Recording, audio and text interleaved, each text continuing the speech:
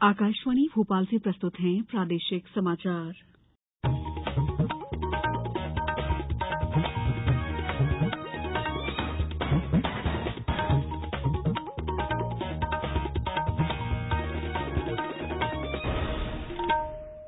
नमस्कार, समाचारों के साथ मैं दीपा सिंह। सबसे पहले मुख्य समाचार। प्रधानमंत्री ने कहा, सरकार में भ्रष्टाचार के खिलाफ लड़ाई के लिए राजनीतिक इच्छा शक्ति की कोई कमी नहीं।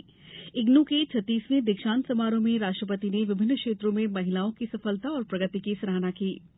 हज यात्रा के लिए इस साल 1,40,000 से अधिक हज यात्रियों का हुआ चयन। और प्रदेश में कल से फिर बदल सकता है मौसम, भोपाल सहित कई जगह होगी बूंदाबांदी। अब समाचार विस्तार से। प्रधानमंत्री नरेंद्र मोदी ने कहा है कि देश में वर्तमान सरकार के अंतर्गत भ्रष्टाचार के खिलाफ लड़ाई के लिए राजनीतिक इच्छा शक्ति की कोई कमी नहीं है। आज नई दिल्ली में केंद्रीय अन्वेषण ब्यूरो के हीरक जयंती समारोह का उद्घाटन करते हुए प्रधानमंत्री ने कहा कि 2014 के बाद सरकार का पहला दायित्व व्यवस्था में विश्वास बहाल करना था और इसलिए बेनामी संपत्ति और कालाधन के खिलाफ अभियान चलाया गया। उन्होंने कहा कि 2014 से पहले भ्रष्टाचार ने हमारी अर्थव्यवस्था और बैंकिंग प्रणाली के मूल आधार को नष्ट कर दिया था। सीबीआई की कार्यप्रणाली की प्रशंसा करते हुए प्रधानमंत्री ने कहा कि पिछले 6 दशकों में सीबीआई ने बहुआयामी और बहुविषयी अन्वेषण एजेंसी के रूप में प्रतिष्ठा प्राप्त की है। उन्होंने कहा कि सीबीआई ने अपनी कार्यप्रणाली, सक्षमता और क्षमताओं के जरिए लोगों का विश्वास अर्जित किया है। राष्ट्रपति द्रौपदी मुर्मू ने कहा है कि भारतीय भाषाओं को बढ़ावा देकर बड़े पैमाने पर नया विश्वस्तरीय ज्ञान और विज्ञान सृजित करने की पूरी संभावना है। इंदिरा गांधी राष्ट्रीय मुक्त विश्वविद्यालय के 36वें दीक्षांत समारोह को संबोधित करते हुए राष्ट्रपति ने विभिन्न क्षेत्रों में महिलाओं की सफलता और प्रगति की सराहना की। इधर भोपाल में एक कार्यक्रम इग्नू क्षेत्रीय केंद्र के सभागार में आयोजित किया गया, जहां पर 2,733 अभ्यर्थियों में से 200 से भी अधिक विद्यार्थियों को व्यक्तिगत रूप से उपाधि प्रदान की गई। क्षेत्रीय केंद्र के समारोह में अखिल भारतीय आयुर्विज्ञान संस्थान भोपाल के कार्यपालक निदेशक प्रोफेसर अजय सिंह ने उपाधि धारकों को संबोधित किया। भोपाल क्षेत्रीय केंद्र के अंतर्गत 1,035 विद्यार्थियों को सर्टिफिकेट इन कम्युनिटी हेल्थ की उपाधि प्रदान की गई, जिन्हें केंद्र सरकार की आयुष्मान योजना के अंतर्गत ग्रामीण स्तर पर हेल्थ एंड वेलनेस सेंटर पर कम्युनिटी हेल्थ ऑफिसर के रूप में पोस्ट किया गया है। इसके अतिरिक्त 66 बंदियों को भी उपाधि प्रदान की गई। आकाशवाणी के लोकप्रिय कार्यक्रम प्रधानमंत्री की मन की बात पर आधारित विशेष श्रृंखला में आज हम उन अंशों को प्रस्तुत कर रहे हैं जिनमें प्रधानमंत्री नरेंद्र मोदी ने गुरु गोविंद सिंह की शिक्षाओं को याद किया है। मन की बात कार्यक्रम की एक विशेषता रही है कि प्रधानमंत्री ने हर बार इसमें सिर्फ सामयिक, सामाजिक, सांस्कृतिक और सामाजिक मुद्दों को न सिर्फ लिया बल्कि उसके जरिए देश के लोगों को प्रेरित करने की कोशिश की। 31 दिसंबर 2017 को प्रधानमंत्री ने गुरु गोविंद सिंह की शिक्षाओं को याद करते हुए कहा था, गुरु गोविंद सिंह जी का साहस और त्याग से भरा असाधारण जीवन हम सभी के लिए प्रेरणा का स्रोत है। गुरु गोविंद सिंह जी ने महान जीवन मूल्यों का उपदेश दिया और उन्हीं मूल्यों के आधार पर उन्होंने अपना जीवन जिया भी। एक गुरु, कवि, दार्शनिक, महान योद्धा गुरु गोविंद सिंह जी ने इन सभी भूमिकाओं में लोगों को प्रेरित करने का काम किया। उन्होंने उत्पीड़न और अन्याय के विरुद्ध लड़ाई लड़ी, लोगों को जाति और धर्म के बंधनों को तोड़ने की शिक्षा दी।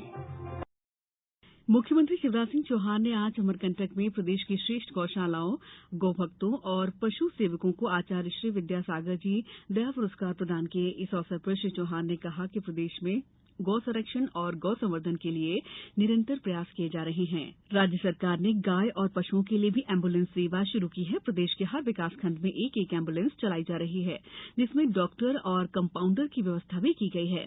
प्रदेश में 407 पशु एम्बुलेंस आ चुकी हैं। इस सेवा के लिए 1962 पर कॉल करें। मुख्यमंत्री ने कहा कि 1 अप्रैल से प्रदेश में शराब के अहाते बंद कर दिए गए हैं। शराब पीकर गाड़ी चलाने पर भी चालक का लाइसेंस निरस्त कर दिया जाएगा। प्रदेश भर में आज महावीर जयंती पारंपरिक उत्साह और आस्था के साथ मनाई गई। मुरैना में जैन धर्म के 24वें तीर्थकर भगवान महावीर स्वामी का जन्म कल्याणक महोत्सव उत्साह, उमंग और उल्लास से मनाया गया। जैन मंदिरों में मस्तकाभिषेक और अष्टद्रव्यों से पूजा अर्चना की गई। छतरपुर, खंडवा, जबलपुर, अशोकनगर, नर्मदापुरम और धार जिलों में भी जैन समाज द्वारा भगवान महावीर का जन्मोत्सव पर शोभा यात्रा निकाली गई और विभिन्न कार्यक्रमों का आयोजन भी किया गया। समाचारों में वक्त है ब्रेक का। ब्रेक के बाद समाचारों में आपका एक बार फिर स्वागत है। सरकार ने इस साल औचक डिजिटल चयन प्रक्रिया के माध्यम से 1,40,000 से अधिक हज यात्रियों का चयन किया है। इनमें 10,000 से अधिक 70 साल से अधिक आयु के लोग हैं और 4 साल से अधिक महिलाएं हैं। इसके लिए सरकार को कुल 1,84,000 आवेदन प्राप्त हुए थे।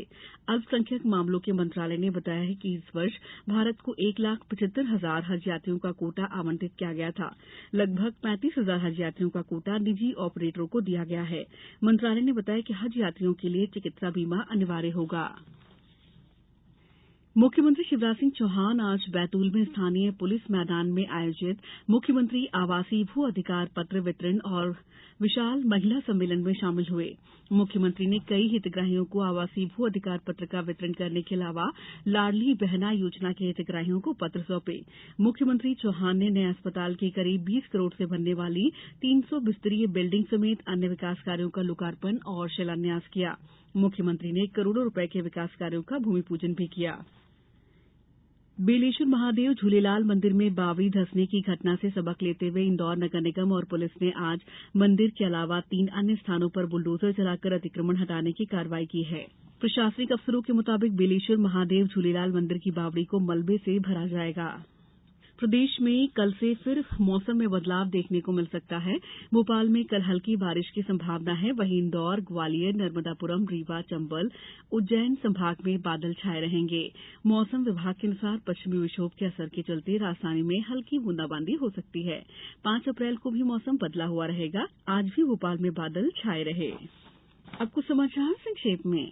मुख्यमंत्री शिवराज सिंह चौहान ने अपनी गृह विधानसभा सीहोर जिला के अंतर्गत बुधनी की नसरुल्लागंज तहसील में कल रात आयोजित गौरव दिवस समारोह में नसरुल्लागंज तहसील नाम बदलकर बैरुंदा करने की घोषणा की।